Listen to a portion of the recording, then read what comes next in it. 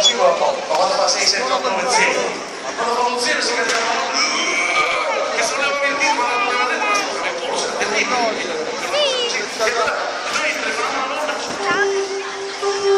Bravo, mamma, vieni qua, non li puoi stamare, ma di pancia, dai, passami il telefono, non la mica va a 120, alla casa nostra, per 30 secondi poi metti, andate una volta di farti male.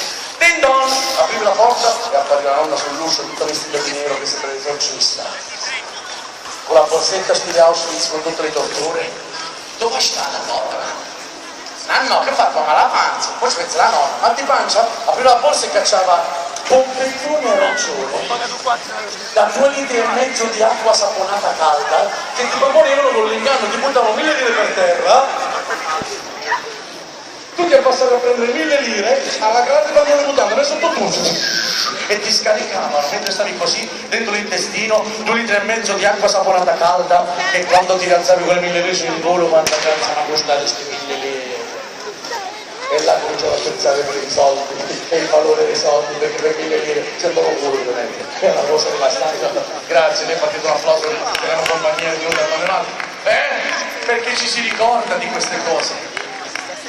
Oggi il bambino deve fare la punturina, non c'è problema, perché? Perché c'è il pic indolo, la siringa in monouso, largo, si vede, piccolo, oh, già fatto!